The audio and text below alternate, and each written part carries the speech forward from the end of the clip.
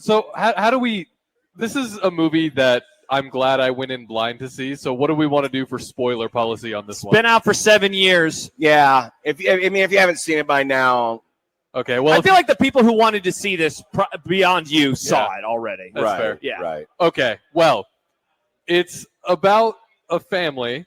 Yes. Yeah. We're off to a good start. I'm trying to figure out how to even describe this movie. I don't know where to begin. I would say it's about a family that is very much on the surface troubled, cursed. Something terrible keeps befalling them, especially the mom and all of the people in her life. Yes. I think she That's is the idea of Hereditary. Yes, yes. horrible stuff has happened to people, family members above her, siblings, and then something awful happens to one of her children near the beginning of this movie that just, John, you monster, sets off. You want to talk about a surprise in the movie theater when I saw that the first time. Holy crap. It turns We'll get out to that in a second, but go ahead. It turns out that all of these tragedies that are happening in this woman are very much intentional and happening on purpose for a very specific reason, that being to bring a demon from hell, one of the major hell demons.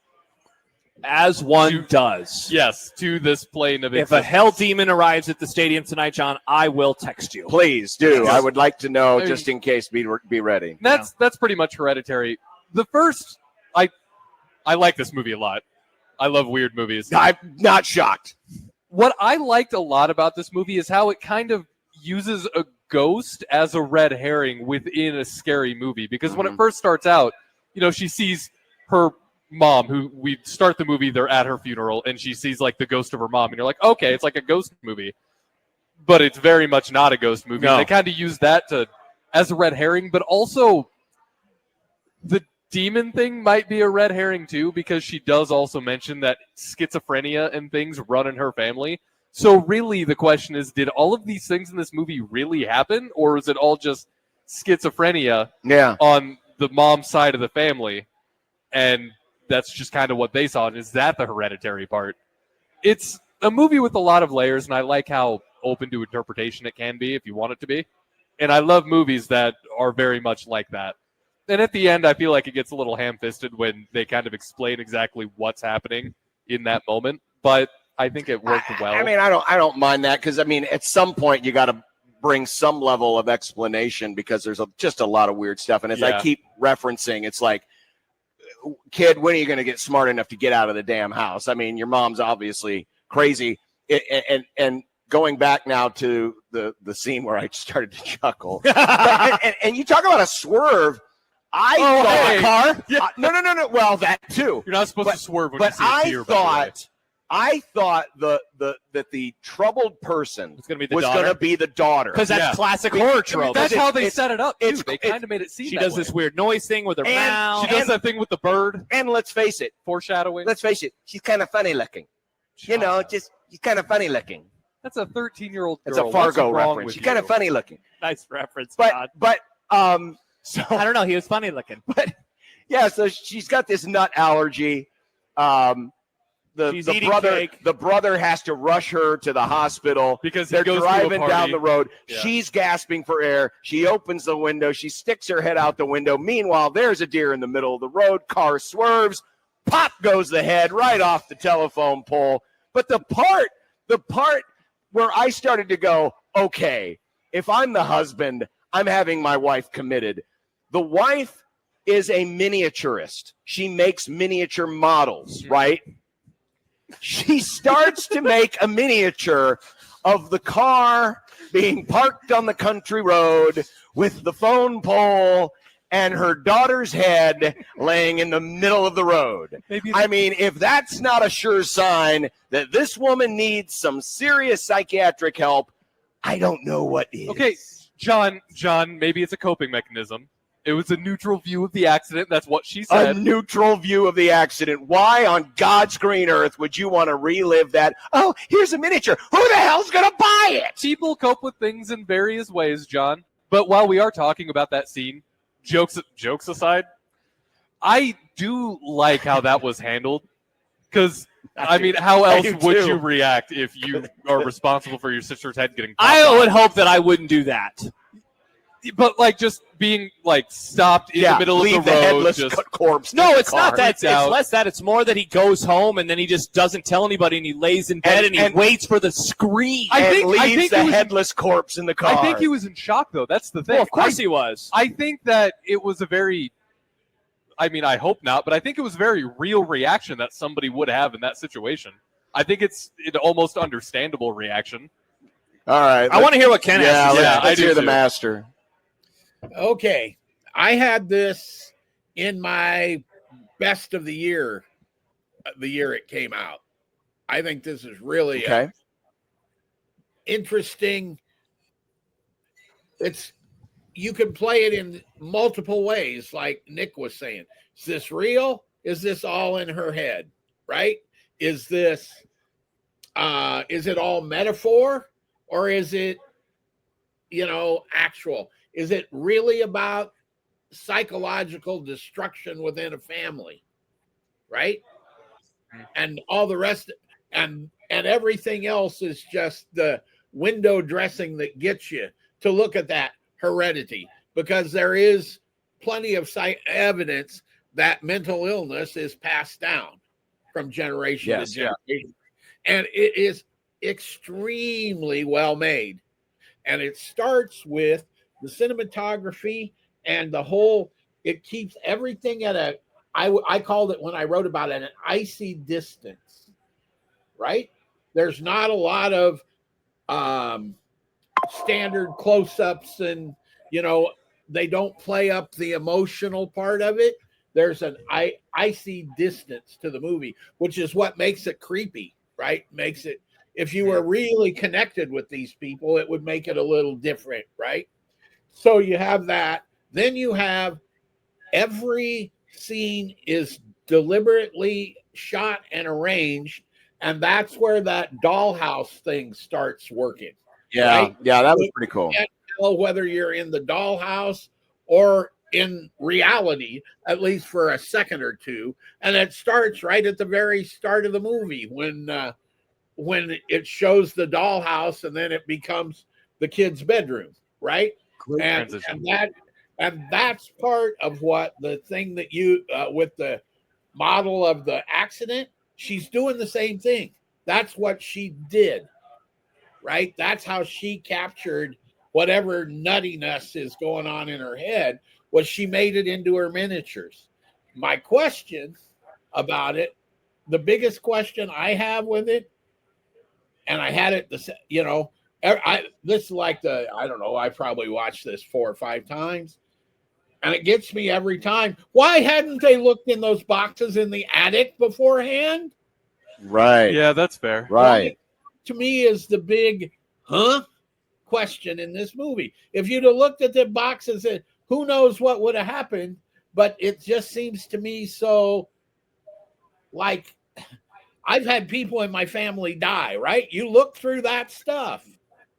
And they didn't look through the stuff that had the spells and the this and the that would explain it might have worked better if they'd have discovered it, like it was buried somewhere, or it was because they live in kind of a wooded area where something. I mean, like I guess the one way I could forgive that, Ken, or say like I understand it, is some people deal with grief by wanting to go through everything, and then other people are just like, I don't want to go through any of that. Also, it was acknowledged in the beginning there was a distance between the daughter and the mother. Yeah, she says that at that. Oh my gosh, that scene, by the way, is incredible. Where she runs through this entire life history, and every time she stops to pause about anything, then it's like, oh, and then also I had this brother. Oh, and then also this happened, and also this happened. Yes, it's like, oh my god. And every time she just kind of casually brings up something from her past, you're like, oh my god. And you wonder how her. Oh, sorry, Ken. Yeah. No, that's fine. The other thing that's important about this movie is it's carried by, I would say, 3 really good performances, including the Academy Award snub of Toni Collette, who plays the mom. And she won several critics acting awards for this, but didn't even get an Oscar nomination. And she might have been the best actress of the year. That's the best performance of her life. She's unbelievable in my view. Just to be able to convey that sort of descent into madness effectively without becoming a caricature almost. And then Right. whose last name is Wolf, I can't remember his first name. Alex Wolf. He's great. I thought the last 40 minutes of that film, he was spectacular. Not that he has a lot of and he ended up carrying it too, there at the end. To carry that movie in a way. And then Anne Dowd, she is a fabulous actress. If anything she's in is a mark of quality. Yeah, if I see her name on a film or a TV, she was most recently in the Handmaid's Tale series. But when she was also on The Leftovers, Ken, she was incredible in The Leftovers, and she should have won some kind of an award for a film. I think it was called Mass, maybe something like that. Was two couples whose children had ended up killing each other, having to deal with each other. Really serious drama, and she was great in that. And she turns out to be the bad guy, and you never ever guess it until the very end of the movie. That's acting. Yeah, no, that part was a nice twist. So, of course, anytime I see things in movies, it's like just get out of the house or whatever. I don't think it would have mattered. I'm always gonna pick apart some of those things. But I will say this: it kept me through the whole thing because I needed to see where this was going, especially after the husband lit on fire. Yeah, gets turned into a charcoal briquette, because it held enough mystery and it had enough swerves in it, right? Unexpected things are just like, oh wow, yeah. And did Ken, not expect to see that coming, and then of course the swerve at the end. This was the first Ken Ari Aster movie that I had seen. This was it. I forget. This was or wasn't his first movie. Debut. Yeah, it's his. That's crazy. He had a couple short films, but this is first feature.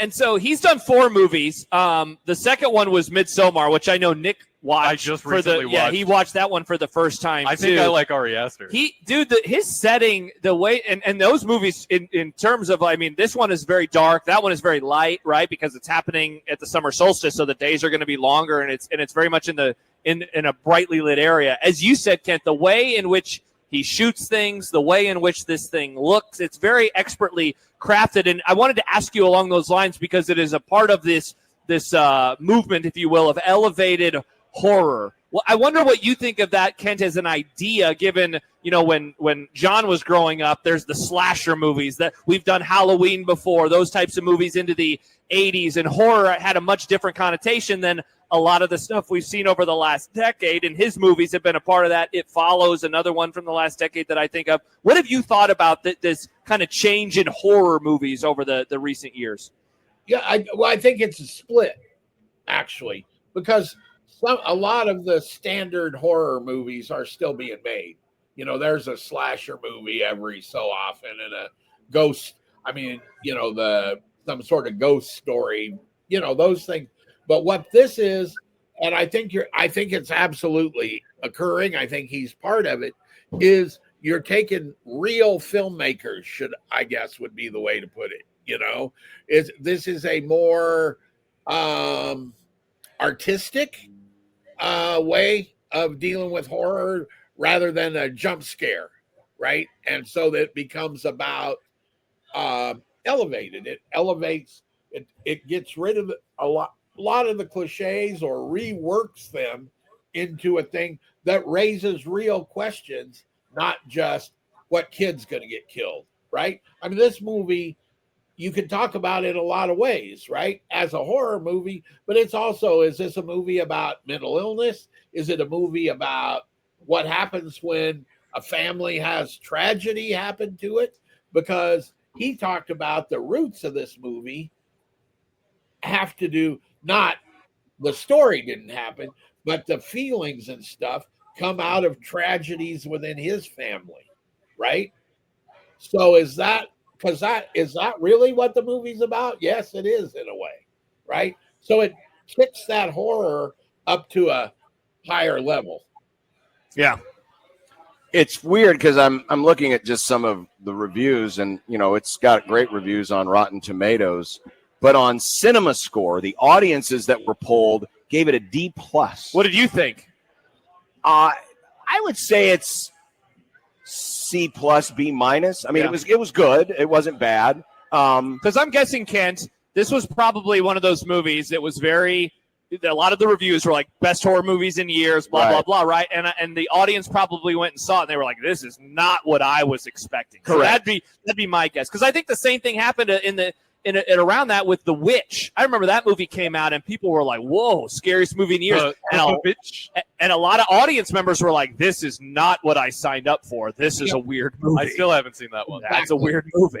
And this was also the time when one of Yorgos's movies came out right about the same time this one did.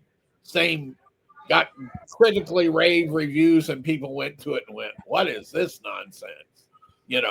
So yeah, I think that's probably true. But this one did enough that it was, until Everything Everywhere All at Once, A24's most successful box office movie. Mm-hmm. Yeah. I really like that. It was not necessarily a movie I enjoyed seeing at 10 o'clock in the morning. Yeah, I mean, it helped that I watched it at night. So me too. And it ended up working out pretty well. I think this movie did a very, very good job of creating the tension, building the tension, and keeping it, basically just extending the tension for as long as it would go until the last, 10, 15 minutes, and then it just cuts the tension and all hell kind of breaks loose, literally, I guess. But with the second where it's basically when Dad caught on fire and then they switch the perspective to the son, that's when it just goes from 100 to 150. Mm-hmm. And I loved all of that because it was creepy and unsettling, and some of the things like the mom with the piano wire and banging her head against the attic, it was incredible. The old naked people. I was going to say, yeah. You going up into the attic and all the weird stuff that's happening in the attic the entire time. I saw somebody on Reddit say, yeah, if I was him, I also would have jumped out that window. Because, yes, understandably so. All right, well, that is Hereditary. Oh, go ahead, Ken. I'm sorry. To what Nick said, there were people I looked at a couple of the other people's reviews after I watched the movie, and there were a couple, and I think Michael Phillips, maybe from who was at Chicago until recently, just wrote that he thought it should have been longer, that the ending was and went too fast, and it should have been stretched out a little longer. And I just vehemently disagree with that. I think Nick, if anything, you could maybe move some stuff around so that you can play out the ending a little bit more. But I mean, it was plenty long. I think it was the perfect size, the perfect amount lengthwise. Which I didn't have an issue. It did a good job of disorienting you because of all these things happening at once, which I think that was the intent. It was supposed to do that. You were supposed to feel disoriented at the end of this movie, and you definitely were. And you definitely were. And it was all right, John. To deliberately not make you feel good. Intentionally. Yeah, no, that is true. This movie kind of a bummer. Yeah.